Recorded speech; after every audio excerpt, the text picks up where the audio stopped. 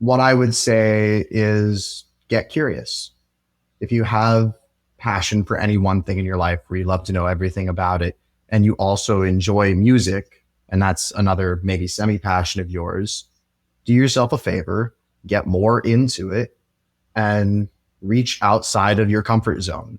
You won't like everything. Ask friends, look around, try and find something that's not being fed to you through an algorithm.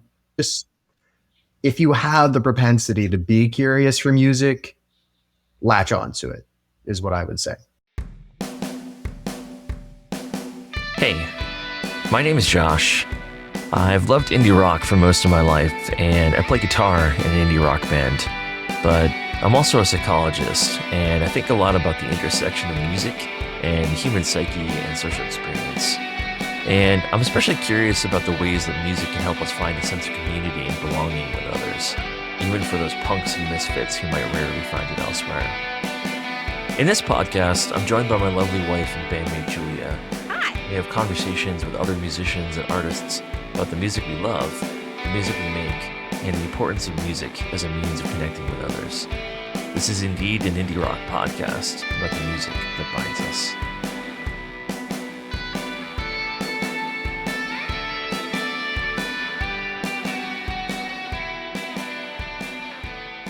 Hey everyone, Josh here. Welcome to the inaugural episode of our podcast series focused on indie rock. Today, our guests are Jack and Luke from the band Fake Radio in Washington, D.C. We played with Fake Radio at their first ever gig and have been honored to share the stage with them a number of times since then. You can reach them at Fake Radio Band on Instagram and Linktree, where you can find links to many videos of past performances from them. Here's a clip of a set staple of theirs called 1499 Massachusetts Avenue.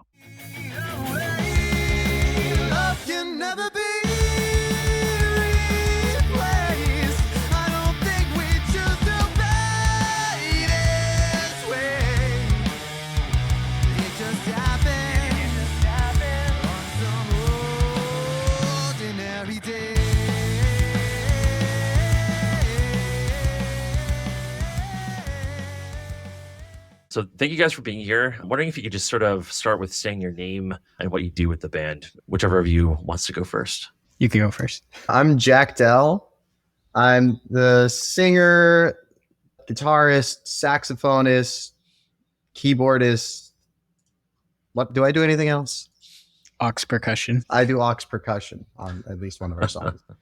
And I'm Luke Molinelli. I'm the bassist, singer, and sometimes guitarist in the band. The band is Fake Radio, by the way. Oh, yeah. I forgot that part.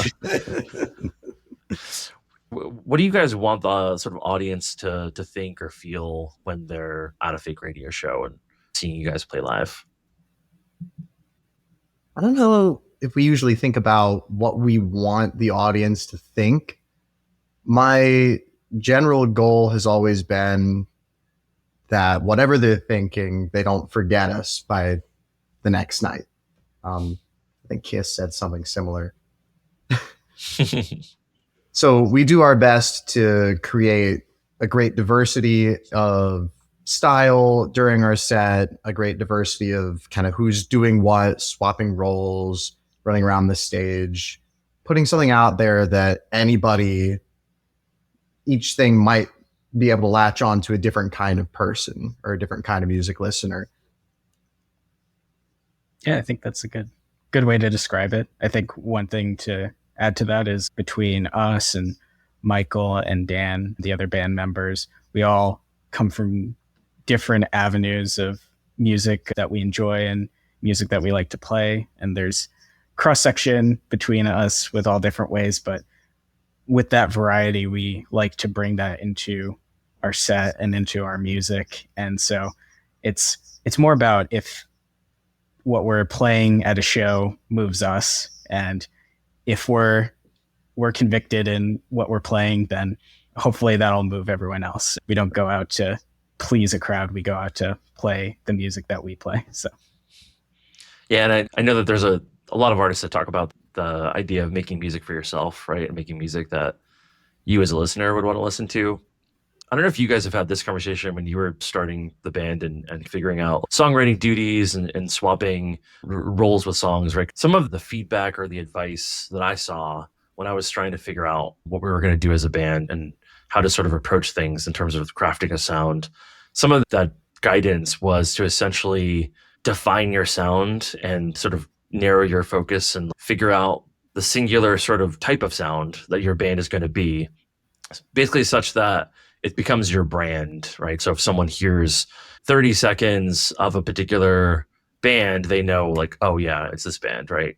Has that ever been a discussion you guys have had in terms of whether to go more varied in your approach and embrace all the different influences and the different sounds you have versus trying to curate a more specific sound?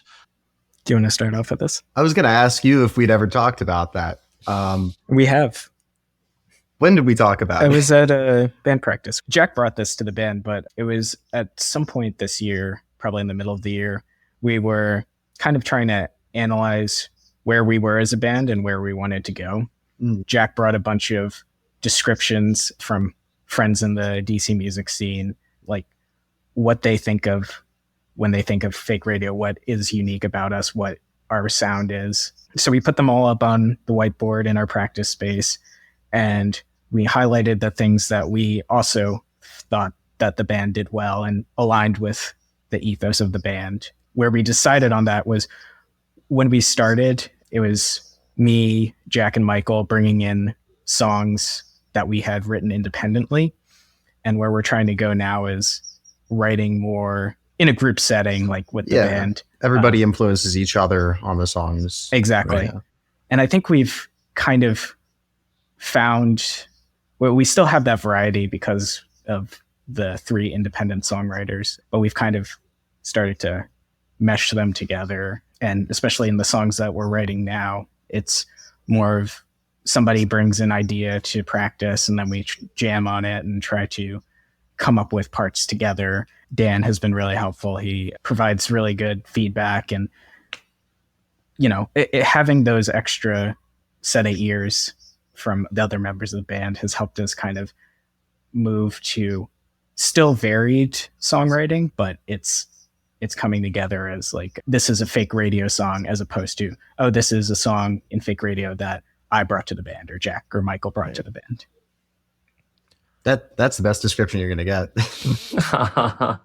We've had similar conversations like that. And I mean, Julia, I'm sure you remember too, like we're in an interesting situation, or we were in an interesting situation when we first started where, I had written some songs and then we started recruiting bandmates, and I wasn't I'm not the vocalist for the band. So there was some situations where sort of writing lyrics that feel very me, but then someone else is singing them. And there's also sort of the gendered part of like, there are some kind of themes, ways that I might tackle writing a song that is probably not at all how Julia would approach writing lyrics, right? Julia, I'm sure you could attest to that. Yeah. So, and I remember like we had a song, Negative Space, which you guys helped on for the recording. Yeah. That was fun. That was a fun time. Youthful classic right there. It is. Yeah, it was a good one. But when we were writing that, it went through a whole bunch of different iterations. But part of the thing that I was wrestling with, because it was a very like angry song about basically being ostracized by so-called friends who kind of betray you. That's kind of what the theme of the song is supposed to be. But the way that I approached the messaging for that song is very different from like the way Julia would have approached it. And I remember there was a particular like pre-chorus. I don't know, Julia, if you remember about the sort of axe. And yeah, I remember one of the fights we had where I was like, no, those lyrics are way too violent. You can't put them in the song. And they probably weren't. But yeah, I just remember I was like, no, not singing that. It feels. Yeah, it's like I wrote it as if it's like sort of almost like a revenge fantasy for someone who's really angry at the moment. Julia was like sort of like, let's pull back on that a good bit and make it more. So it ended up making the song better, I think, because it ended up going from vengeful anger of like hurting someone we changed the line to basically be like, well, I know if the axe were in your hand, you would do this to me, but I'm better than that, or I've grown past it. So it ended up making the song better by embracing the differences between our writing styles and our approach. But I always remember that was kind of funny because like at the time it was like this really tense exchange between the two of us of figuring out how to sort of marry the fact that I was writing a lot of the lyrics, but then it doesn't sound right and it's not honest with what Julia's going to be eventually singing for the song. Right. Yeah. We've had some similar kind of conversations about lyrics. I don't know if we ever came to an argumentative head, but definitely Luke, Michael, and I have all like sat down in the room together, just like hammered out some words on a song for an hour. Yeah. Usually if one of us comes in, it's like, I'm not sure if this is good enough. I think what we tend to aim for is stronger imaging and words that you aren't going to forget, basically. Probably some of our earliest songs that maybe like I wrote on my own, like Mutiny, I don't think it has the strongest lyrics, mostly because I sat down and just wrote like it's and thems and theys, and the words aren't very colorful and nobody really knows what it's about or it means, even me. Whereas now we're doing stuff like Runner Sense. Michael was asking us to help us with lyrics on that. Mm-hmm. And that provides like a really strong visual idea of what's going on, who's the character, where are they, what's happening in the room. So I think that's what we're kind of driving towards lyrics wise. And it's really cool to hear that you guys, obviously with that writing relationship, also do the kind of back and forth on the lyrics. Yeah, I'm curious because this is something we don't always do well with Julia and I, but it's also a different dynamic, of course, right? Different people, different dynamic, but curious about the need to be emotionally vulnerable to talk about some of these things, right? Where it's like lyrics in some cases can be just very direct to the listener. But in terms of like trying to express things or discussing with your bandmates and figuring out, all right, what's going to improve the song lyrically and move it in the direction we want to go. Are there any sort of steps you guys take to have those conversations and how you guys approach that sort of process? Yeah, I think in the times that we've worked on lyrics together in a group, a lot of questioning the person who brought the lyrics and what their goal was to in the lyrics. Michael's really good about that, just like asking, what are you trying to express here? What are you trying to do with these words? Not necessarily what are the words you're trying to say. And then from there, we kind of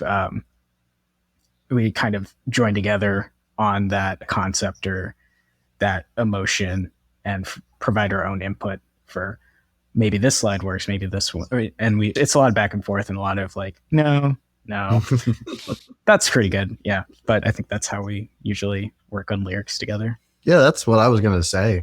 It's just, we start any kind of lyrical conversation with a reading of what's already written. Probably one person brought in a set of words and is asking for help.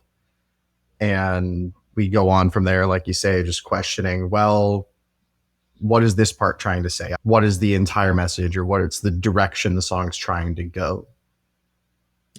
And that's another thing. There are songs where we do a group session for writing lyrics, but there are also songs where the bandmates are always good about asking, do you want to workshop this? And if somebody has a strong conviction, like, no, these are the lyrics that should fit to the song, we're respectful of that. And if we're all like, I don't really like these lyrics at all, we'll obviously say something, but we trust each other's instincts, especially if it's a song that person brought to the band.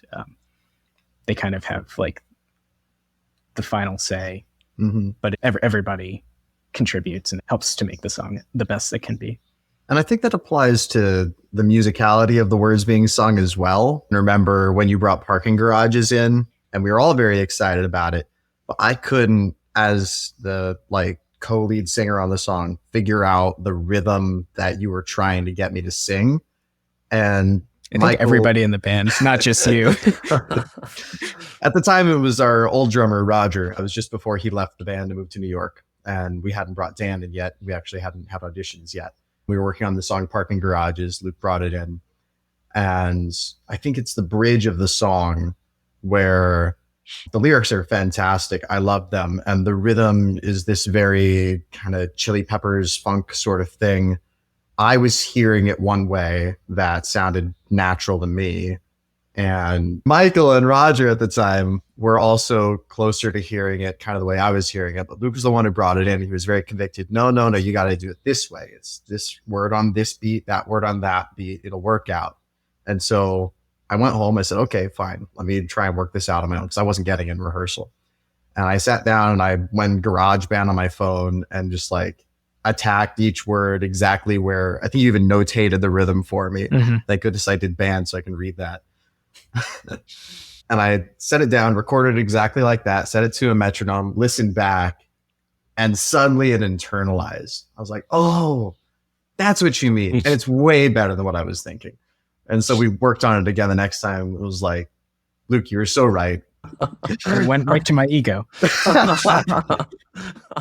Well, you got to give the bass player a little ego from time to time. Yeah. It's the drummer you want to worry about. Or me. That's fantastic. I do love that song, by the way. I'm a huge fan of songs with tempo changes, and when you guys slow it all down, or at least you do it live, or I've seen you do it live, where you kind of slow it all down at the end. Like it's just it's really, really well constructed. So it's a good one.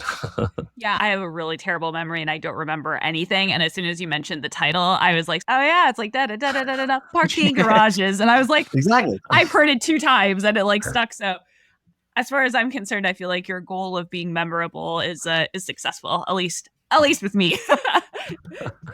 It helps that it's a catchier one in our repertoire. Oh yeah. It definitely is.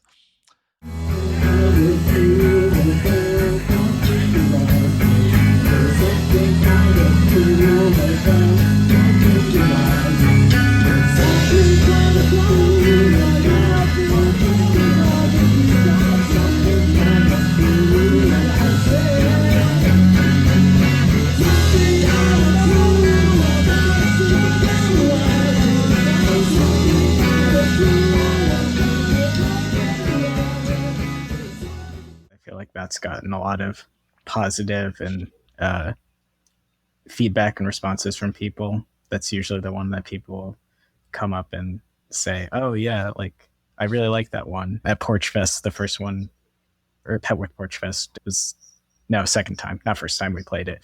One of the bands before us, one of the band members, she had her son and she was like, my son loved that one, it was his favorite. And was like, that was such a nice I was like, even with the expletives, we liked it. So. That's one of 2 songs you get where one of us actually curses. Yeah. I think Parking Garages is a great example of probably the greatest compliment that you can get as a songwriter is somebody else covering your work. And we helped put together on Halloween this past year with our friends in the bands, Soul Reactor, The Orange Slices, and Professor Goldstein, a Halloween covers show where we all covered a different set of a different band's music. The first 3 of us, Soul Reactor, The Orange Slices, and us Fake Radio, made a deal to round robin cover each other's songs. And Soul Reactor got us. And it told me earlier on, they kind of narrowed it down to 2 different songs. It was either going to be Parking Garages or Mutiny, I think. And they wound up covering Parking Garages and they smoked it. They killed it. It was amazing. So I think that's how you know that like that's something really to be proud of. As another band looked at all of your different songs and said, that's the one that we want to play. Yeah. Right. Yeah.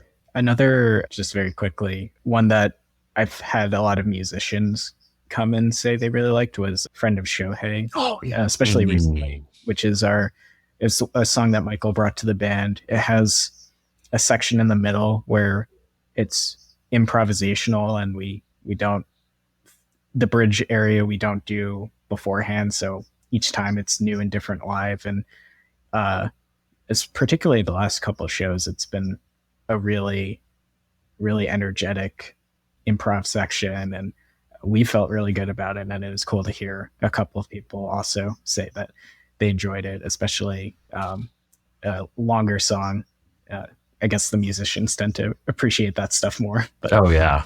Yeah, I've appreciated that too. So you guys are a band that we've seen experiment quite a bit with your performances and kind of doing some fun things. I remember you had one show, I think it was at the Pocket, where you handed out the little ducks to the audience members. The ducks.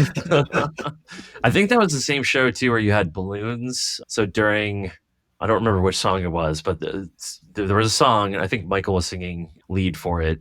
But there were sort of balloons in the air, and people were hitting them and stuff. Really fun and inventive crowd engagement that you guys used for your shows.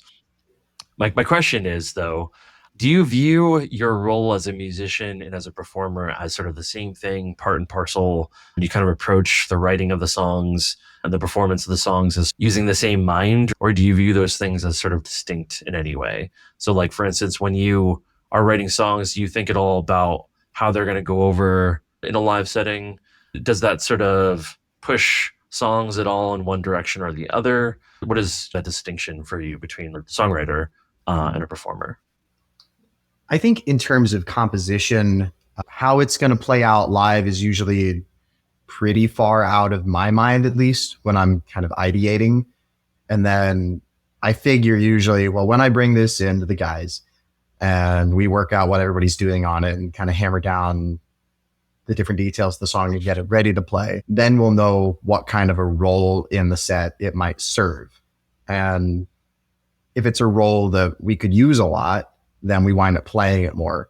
Case in point, we haven't taught this one to Dan yet quite fully, but we had a song that we played a long time with our old drummer called Dimitri that was a really good kind of palate cleanser after another really intense song. It was almost kind of like interlude type music with Michael doing a bit of talk singing and a bass solo that sounds really amazing. So that's one that, like, when Michael first brought it, like, fifth or sixth rehearsal ever, I thought, I don't really know where we're going to put this in the set or what we're going to do with it. I don't know exactly what this does live. But we worked it out, what we were going to do on it. We got it sounding good. And then we found a spot for it in between the songs. And as different shows went on, we found, well, we could use that spot pretty often, actually. And then in terms of the extraneous stuff, balloons and ducks. And I think this year at the Pocket, we had party hats and giant inflatable baseballs. Yeah, it was near your birthday, so. Oh, it was my birthday show. Most of that gets decided like in the weeks leading right up to a show, or days probably. We've got the set usually kind of hammered out by a week before the show. This is what we're going to play. And then I'll often spend a lot of time thinking about, okay, what is my wardrobe? Where am I going to run costume changes? What is the setup of the stage? Do I have to get off stage to do that? Do I have to handle it on stage? Are we bringing any props? Is this a good show to like step out into the audience or to the back of the room? That kind of choreography is second to the composition, and it's its own thing. So to answer your question, I think they might be the same creative instinct, but they don't activate at the same time. I tend to agree with that. I think when I'm writing, my last thought is, how do we want to play this live?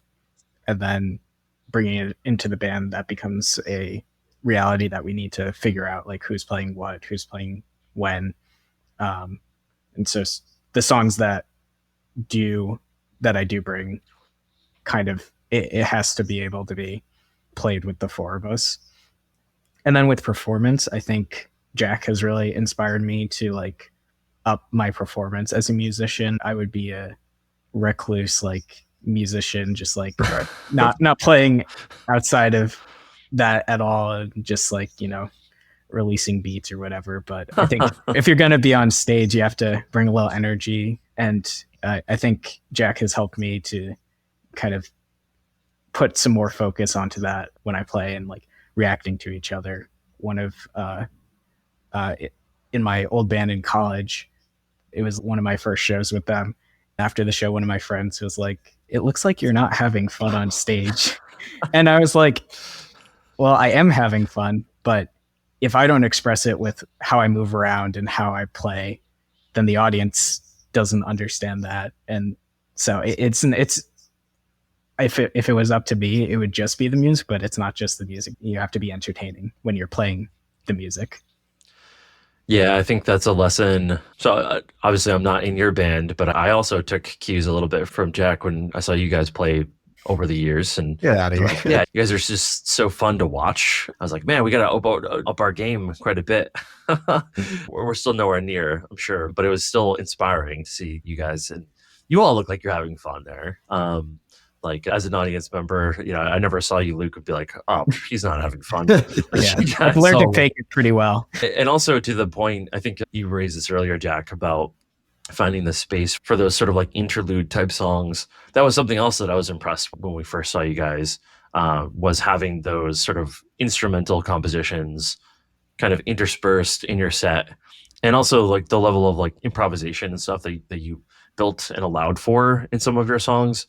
And the feeling that like there's certain times in the set where it's like, as an audience member, at least, it feels like this could either go way off the rails or this could become like amazing, right? And it usually goes in that amazing direction, but that energy and the buildup is really exciting. In addition to like the crazy hats and like the running around and stuff like that, the energy of the music itself is just like lends itself to a great energy for the audience member to be watching. I think that's one thing when you brought up the improvisation. That's one of the things when we were doing the fake radio soul searching thing with the whiteboard was something we liked that we would do and we wanted to do more. That was one of the things when we auditioned with Dan to be our drummer was with all the drummers, we did 3 songs and then an improv song. And that first improv song, I wish I recorded it. It was just like right away, immediate musical chemistry between the 4 of us. And I was like, we were all like, yeah, that needs to keep going in the band. So yeah, we've been incorporating more of in the band. So we appreciate you guys in that and also enjoying it, even when it's may not be so good. We're trying very hard, we promise. I think I told Dan too when I first saw him drum with you guys that the chemistry between, I think it was during a song that Mike and him were kind of like playing off of each other, but the fact that they were both just like smiling so much and like just like totally having so much fun with it, and it was very clear. And I'd be like, oh, this is not only is this great music, but it's also just like a fun observation of 2 guys who are like in the zone together and sort of playing that rhythm together in a way that just was clear. So not surprising when you guys auditioned with him that there was that alignment between your creative juices, because that's very apparent on stage too. To me, that's what a band is, It's like I was watching some YouTube clips, I think last night or something, and I love a lot of pop music as well. I've been having the greatest summer ever for pop music. But I think I saw something where it was like, Billie Eilish jumps out of a thing on stage and is just standing there all by herself.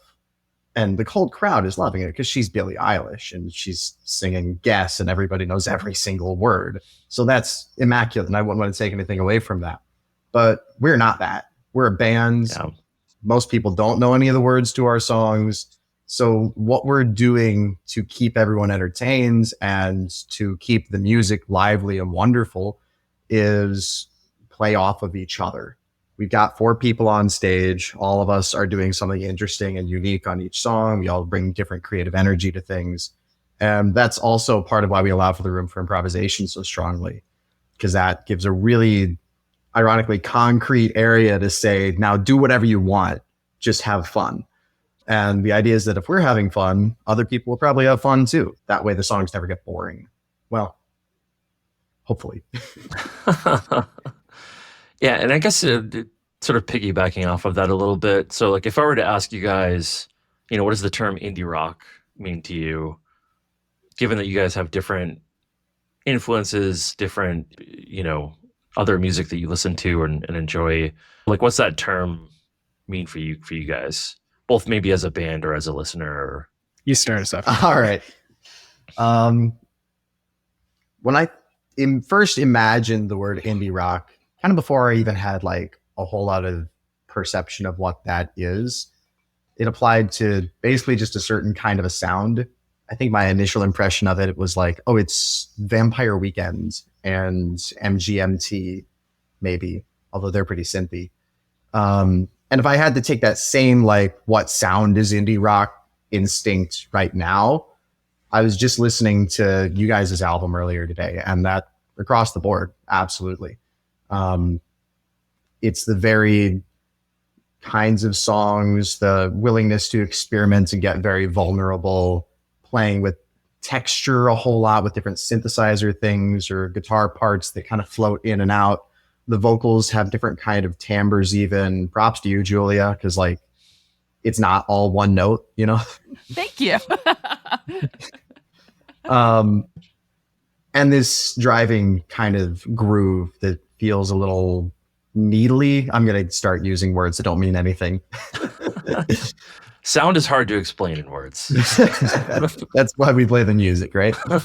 For like conceptual idea of indie rock, though, as a thinker in my other world as a rock critic, is it's a kind of a frustrating genre label because it originates through an idea of independent labels taking on bands that otherwise wouldn't be picked up, and those bands doing it all DIY, all themselves. It's the punk ethos. But the punk ethos, even from the time punk was incepted, doesn't apply to one specific sound. Blondie sounds nothing like the Ramones. The Contortions sound vaguely like the Talking Heads if they were all in a nightmare. So it doesn't really bring a particular sound to mind rather than a lineage, I guess would be the really compassionate way to put it. You got yourself in the same vein as Fugazi, obviously, or Pixies or Sonic Youth or any number of bands who have kind of repped the indie rock label throughout the years, even if for the most part, bands throughout history have started on an independent label before jumping to a major, if they've jumped to a major at all. And that can apply to all sorts of different sounds. So that's my like ramble on indie rock as a term. What would you say to someone who likes some of those big indie rock bands and considers themselves sort of an aficionado of indie rock music, but doesn't go to sort of like local, like support like their local musicians and doesn't quite maybe even know who their local musicians are? Is there anything you would say to convince them to invest more in that local scene and sort of find those local bands around them, right? Whether they live in DC or they live elsewhere, what do you think would be the benefit to them? Maybe that the draw of indie music in general, and then also with local music, which would be more strongly, is like that discovery and investment in those acts, whereas larger acts, non-indie categorized musicians or genres, it's like that's what's being presented to you based on streaming algorithms or branding or marketing, whereas indie is about you finding through word of mouth or your own stumbling upon bands like, oh, this is a new band that I really like, and doing that at the local level. Those are the bands that are the next up and coming quote unquote things. And like with Death Cab or Modest Mouse, like they all started on that small scale, and that's what fosters that kind of musical growth. So it's like, if you really want to see what the wave is going to be in the next 5 years, it might be in local scenes. And even if it's not a band that gets really big, if you enjoy that kind of music and you enjoy discovering that kind of artist and telling all your friends, those are the kind of acts that you can really latch on to. Yeah. I think it's going to be different for every person what draws them out, but probably for a lot of them, something that'd be really powerful, at least in my experience, is curiosity. And I don't want to blanket say all these people who only listen to Death Cab and Modest Mouse and don't go out and listen to You Fool and Modest Goddess are not curious. But maybe they haven't embraced their curiosity fully in that aspect of their lives yet. Here, I've got a great example of myself. I'm the worst eater known to man. just imaginable. I eat only junk food, burger at every rehearsal, something like that. I'm wearing Mountain Dew socks right now. That's like most of my intake in a day. I have immense curiosity for music. I listen through all sorts of different kinds of things. I'm trying to cultivate my like top albums of the year list right now. Not really for anybody else but me, just because I'm really interested in figuring out what I like right now. I don't have that curiosity with food. I'm immensely scared of it. I want only comfort, only what tastes good, only what I already recognize. And that's a failing within myself that I do recognize. And maybe for some people, that's a failing in themselves with music taste of not going out and listening to local bands if they have access to them, which is a different conversation. Sure. Where maybe they just aren't that curious about that thing and they don't recognize they're not very curious about that thing, or they don't realize it's there.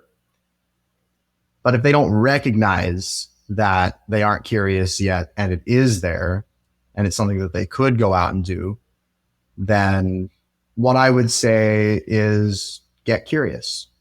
If you have passion for any one thing in your life where you love to know everything about it, and you also enjoy music, and that's another maybe semi-passion of yours, do yourself a favor, get more into it, and reach outside of your comfort zone.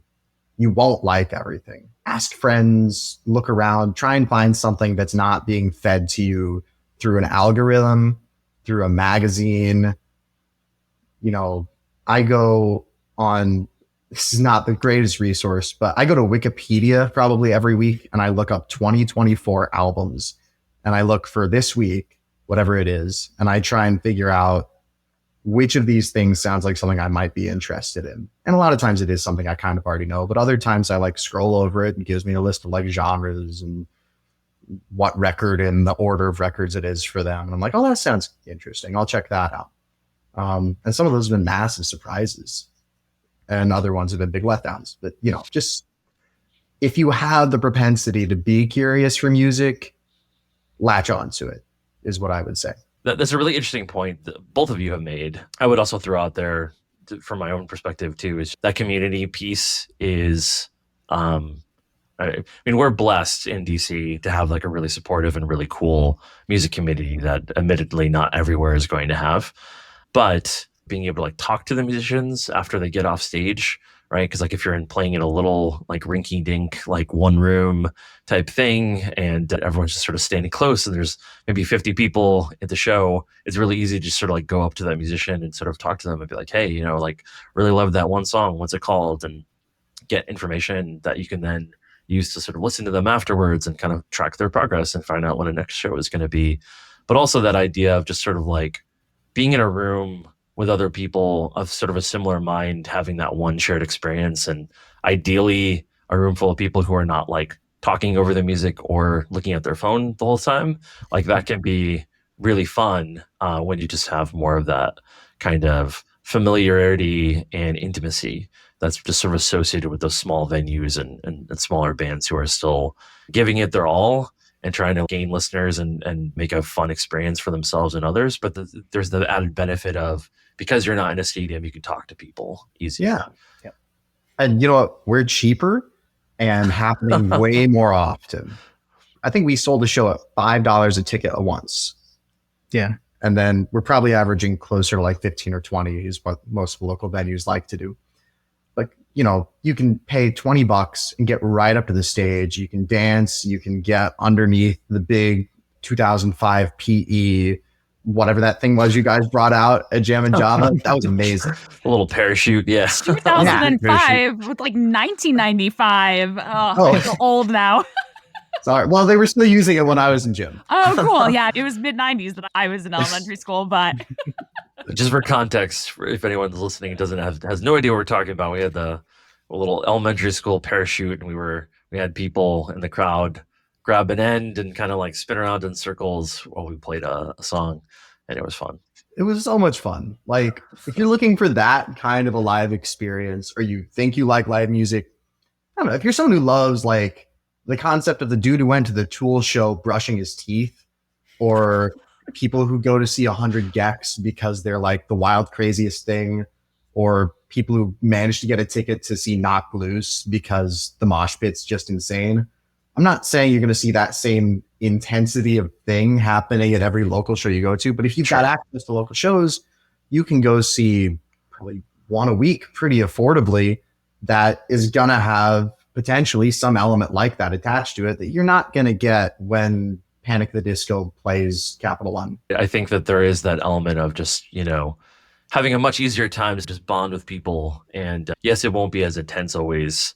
Not every show is going to be like a rager, right? But we feel blessed, at least the last, I'd say year or so. I don't know, Julie, if you disagree, but like a lot of our best shows have just felt like parties, basically, where everyone's just sort of there and just having fun. I mean, your band, my band, Grimwinter, have played a bunch of shows that have just been the most fun experiences. It just felt like kind of like a long party. And just, the music's great. The people are great. It's a fun time. A lot of local shows that I've been to as an audience member have been like that too, where it's just, people doing what they love because they love doing it. And then people who are there because they want to support local indie music and they enjoy it. And it's just nice to be in a room of people who just sort of are doing it for the love of it. Julia, do you have any questions you wanted to throw out? I have two funny things. One is a comment. Jack, if you ever decide to get curious about food, please call Josh, because he's a picky eater and he's married to me. And I'm just like, give me like all of the weird stuff. Maybe that's the secret to band chemistry with both Youthful and Fake Radios. Have members who like kimchi a lot and have members who just don't want kimchi around. Luke, do you like kimchi? I think you just cracked the code. Oh, yeah. I'm willing to take the L on that. You can have all the kimchi, Luke. Great. More from me. Yeah. The second funny thing, Jack, I've been noticing you drinking out of a really cool cup. Can you show it? It looks like a chalice or something. Oh, wow. It's just a nice little chalice. What is it on it? Yeah, what's the symbol? Oh, it's just like a swirly thing. Oh, it's from the cool. Cliffs of Moher in Ireland. Oh, awesome. Cool. I saw it. I bought it. I wanted it. Nice. And now you can sip out of it while you are on podcasts. Exactly. It's my podcasting chalice. We should all have a podcasting chalice. I just have a lame old cup. Yeah. Big cup. For the next episode, you guys, Josh and Julia, you got to get your podcasting chalices. Yeah. I think the plural of chalice is chali, actually. I don't think so.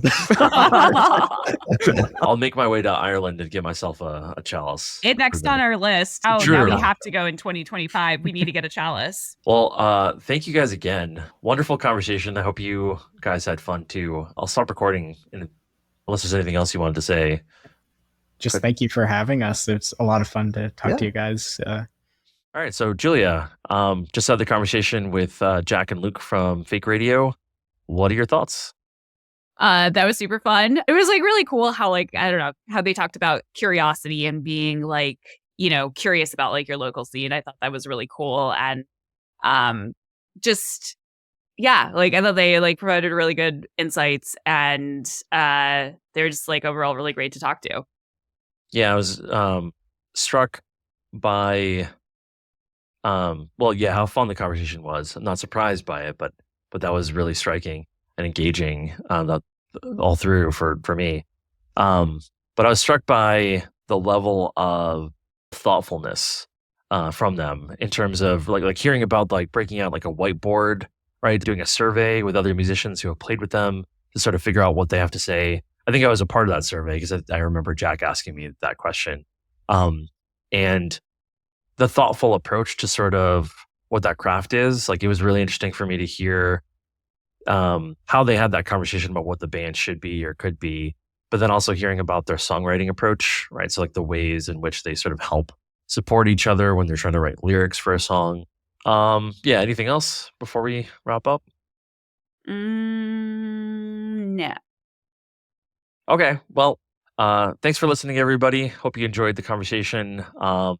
Please like or subscribe if you're watching us on YouTube or somewhere else. But hope to see you next time. Thank you.